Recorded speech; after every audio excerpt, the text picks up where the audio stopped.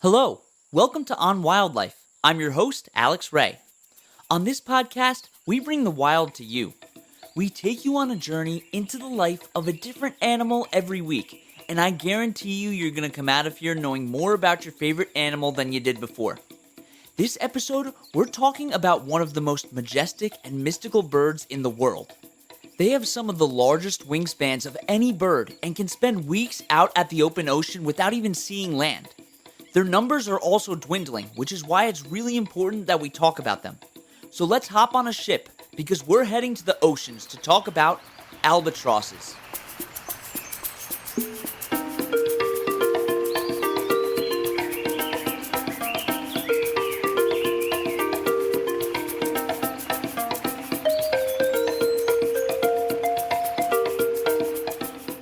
There are 22 different species of albatross in the world, and these birds are amazing. If you haven't seen one, you should definitely take a look at our Instagram at OnWildlife. Albatrosses are pelagic birds, meaning they spend most of their lives away from land. So they're flying a lot, which means they need to use a lot of energy. They have some really cool ways of saving energy, and I'm going to explain that later on in the episode. They're also usually found near colder ocean waters in the southern hemisphere and also in the North Pacific Ocean.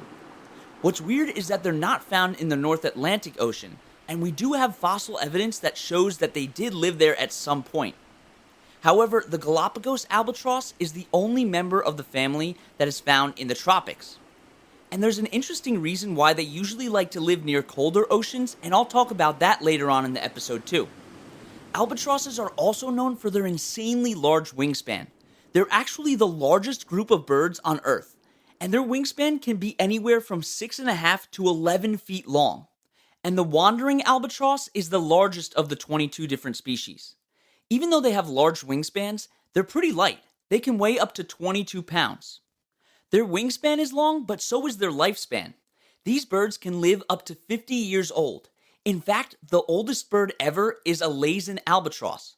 Her name is Wisdom, and she was first marked in 1956 and was estimated to be around 5 years old at that time. That makes her at least 70 years old now. This means that Wisdom is as old as Dr. Phil, Stevie Wonder, and Bill Murray. And if you watch an albatross, they're almost like these mystical creatures, and that's often how they've been viewed by people throughout history. They're highly respected in a lot of different cultures, and some cultures even believe that albatrosses are the souls of lost sailors. You can see albatrosses mentioned in the famous poem, The Rime of the Ancient Mariner. And indigenous people have also relied on them for food. Speaking of food, what do albatrosses eat? And why do they have such a long wingspan? You'll find all this out and more after the break.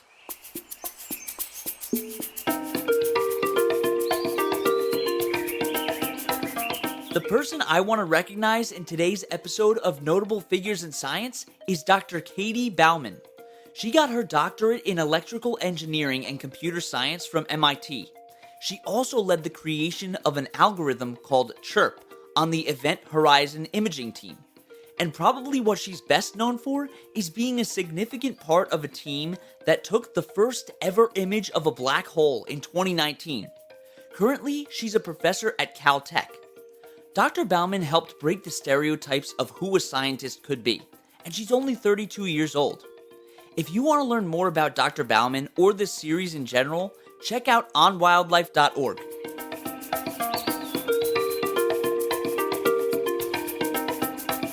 Okay, we're back.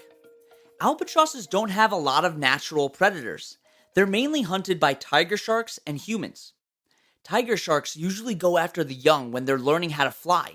And basically what happens is young albatrosses practice flying over water, but sometimes they can get tired and fall into the water. When their feathers get wet, it makes it really hard for them to get out of the water and take flight again. And that's the perfect opportunity for tiger sharks to swim by and eat them. That's pretty sad stuff, but they're an important food source for these sharks. And because albatrosses are constantly over the ocean, they don't get much access to fresh water, and that's why they drink salt water. Unlike humans, where seawater makes you more dehydrated, albatrosses and other marine birds like pelicans, seagulls, and penguins have a built-in desalination filter. They have glands connected to their bills so that they can get rid of the excess salt. And this is how they're able to eat their prey, because their prey are equally as salty as the salt water. They feed primarily on squid, fish, and fish eggs. They catch their prey by sitting on the surface of the water and plunging their head underneath. And when they combine this strategy with their extremely long bill, which can grow up to 7 inches long, it makes them extremely successful hunters. Remember when I was talking about how they like colder waters? Well, it has to do with food availability. It all comes down to a process called upwelling.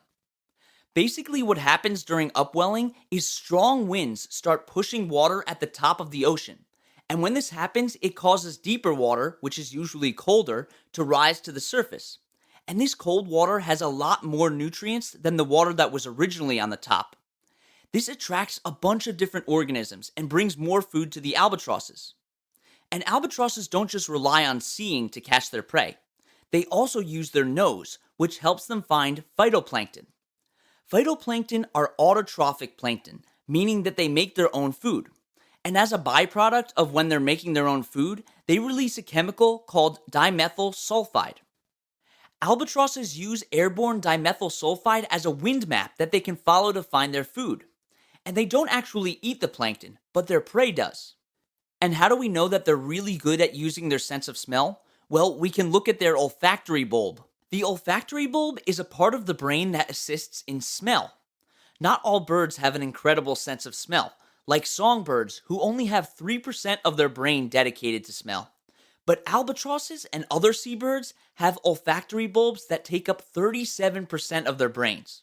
Now, not all species of albatross use the same techniques. Some can dive into the water to find their prey. And they can also use humans to get their food. Like seagulls, though much less annoying, they follow ships so that they can eat what we throw away. Like I talked about earlier, albatrosses spend most of their time flying above the ocean, but there is one thing that brings them back to land. They really only come on land to breed, and they like to stay in remote islands far from the mainland or any people. They can form huge groups on land, having thousands of individuals, and for the most part, they're monogamous, meaning that they mate for life.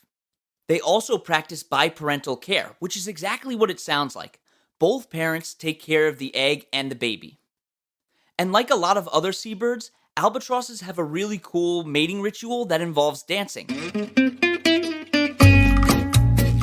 When albatrosses reach maturity at around 6 years old, they participate in a period of searching for a mate known as spring break, and I'm not even making that up. Groups of 6 or more birds gather to dance and socialize, and this is a way for them to get to know each other. The mating dance is a combination of movement and singing. Their sounds could be whistles, grunts, and clacking their beaks together so that it sounds like drum rolls.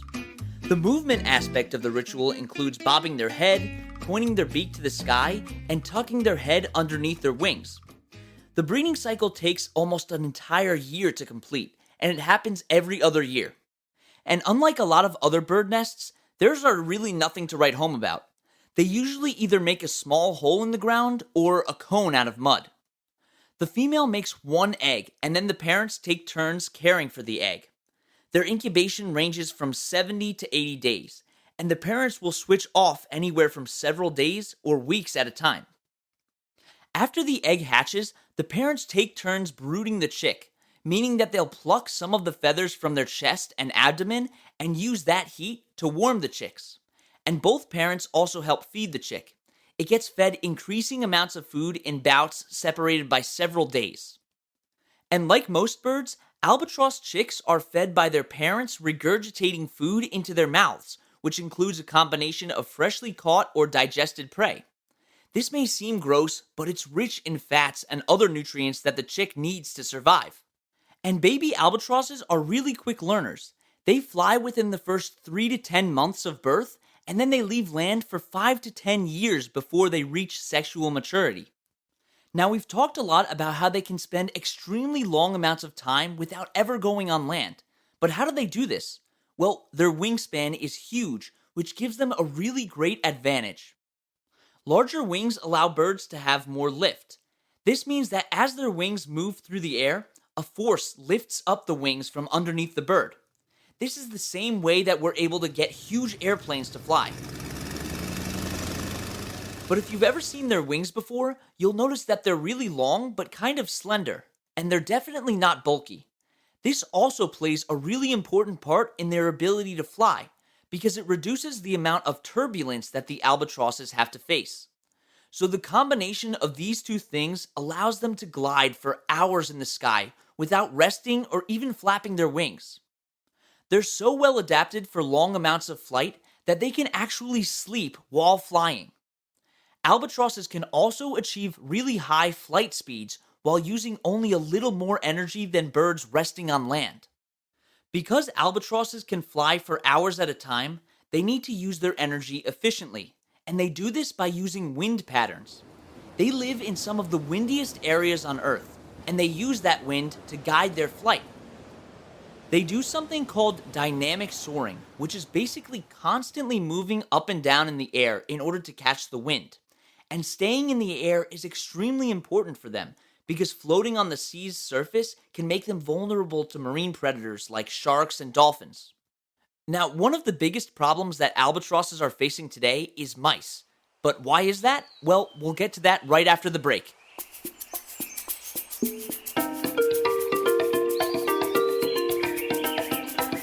Time for today's trivia question. Which makes a greater impact on distributing heat throughout the Earth, the ocean or the atmosphere?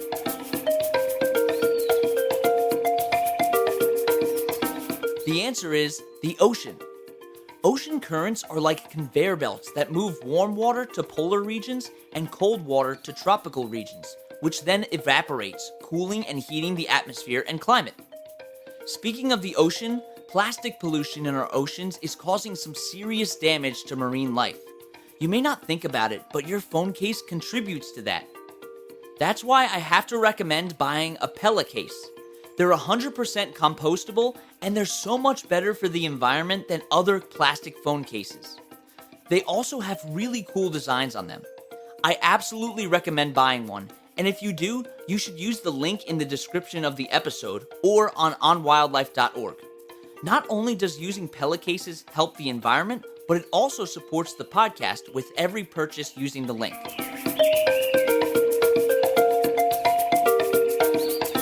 Okay, we're back. All species of albatrosses are facing extinction. Most are labeled as threatened, but some are endangered or critically endangered. This is partially because they don't reproduce that often, and when they do, they usually only produce one offspring. But they also have a high mortality rate. And why is this? It's mostly because of fishing activity. It's been found that albatross species that live near large-scale fisheries tend to have a higher mortality rate. And this is because adult albatrosses tend to get caught and killed in fishing gear. For example, the Amsterdam albatross began to recover its population in 1985, but it slowed down because of a Japanese southern blue tuna fishery. But that's not the end of their problems. A seabird researcher found that supersized mice were killing and eating the chicks and adults. On these specific islands, the albatrosses are critically endangered. Those two species are the Tristan albatross and the Atlantic yellow-nosed albatross. These mice are invasive species introduced on the islands by settlers in the early 18th century, and they can kill birds up to 300 times their size. The mice eat the birds alive. They nibble on the adults while they're incubating their egg, and they don't even know how to react because they've never had to defend themselves like this before. On Go Island, it's estimated that 2 million chicks are lost every year due to mouse attacks. And believe it or not, it gets worse. Because adult albatrosses mate multiple times throughout their lives, their deaths are much more detrimental to the population. But why are these mice eating birds way up the food chain and much bigger than themselves? Well, they're desperate. These mice typically eat insects, but in the winter when there's no more resources, they attack the albatrosses, which mate on the ground and in winter, the perfect victim. These mice will need to be stopped, or the Tristan albatross and the Atlantic yellow-nosed albatross will become extinct. Thankfully, there are some organizations that are working to help the albatross that you should definitely go check out. Take a look at the World Sustainability Organization and they have a specific project entitled Save the Albatross, ACAP, and the RSPB. Thank you so much for coming on this adventure with me as we explored the world of albatrosses. You can find the sources that we used for this podcast and links to organizations that we reference at onwildlife.org.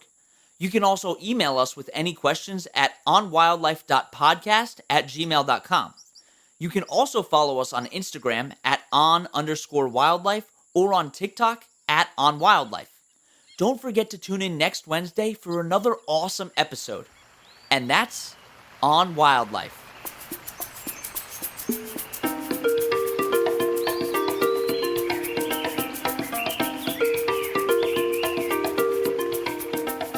You've been listening to On Wildlife with Alex Ray, brought to you every Wednesday.